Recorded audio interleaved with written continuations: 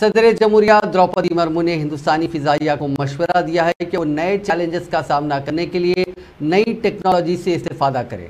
उन्होंने कहा कि तुर्की के ज़लज़ले में हिंदुस्तानी फिजाइया ने काफ़ी खिदमात अंजाम दी और कोरोना वायरस की वबा के दौर में फ़ौज ने बेहतरीन खिदमात अंजाम दी। सदर जमहूरिया आज हैदराबाद के दुंडीगल में एयरफोर्स एकेडमी में मुनक्किदा कंबाइंड ग्रेजुएशन परेड का मायना किया और कैडेट से सलामी ली। इस मौके पर अपने मुख्तसर से खिताब में सदर जमहूरिया ने कहा कि लड़ाका जेट पायलटों में ज़्यादा खवातीन को देखकर खुशी होती है। उन्होंने कैडेट्स और उनके वालिदैन के लिए नेक ख्वाहिशात का इजहार किया।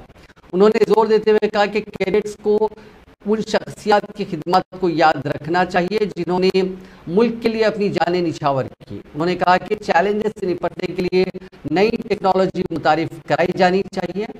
सदर जमहूरिया ने कहा कि सुखोई जेट में सफ़र करना उनका एक बेहतरीन तजुर्बा था।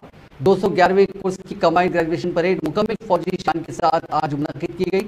इसके जरिए हिंदुस्तानी फिजाइया के मुख्तलिफ ब्रांचेस के फ्लाइट कैडेट्स की मतलूबा और चैलेंजेस से भरी तरबियत की तकमील हुई। सदर जमहूरिया इस तकरीब की मेहमानी खुसूसी थी। इस परेड के बाद PC-7 ज़ेर तरबियत तैयारी का एरोबैटिक्स डिस्प्ले किया गया। अलावा अजीम Su-30 और सारंग हेलीकॉप्टर का एरोबैटिक डिस्प्ले भी किया गया। तकरीबन 119 कैडेट्स ने इस तरबियत की तकमील की है। एयरफोर्स अकेडमी की तारीख में पहली मरतबा सदर जमहूरिया ने तरबियत की तकमील करने वालों की परेड का मायना किया।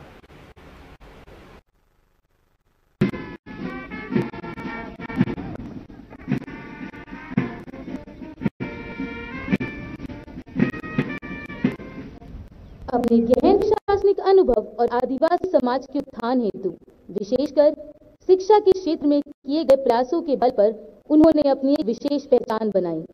विधायक के रूप में उनकी विशिष्ट सेवाओं को ध्यान में रखते हुए 2007 में उन्हें ओडिशा विधानसभा द्वारा पंडित नीलकंठ दास सर्वश्रेष्ठ विधायक सम्मान से विभूषित किया गया। श्रीमती मुर्मू को 18 मई 2015 के दिन झारखंड का राज्यपाल नियुक्त किया गया। वे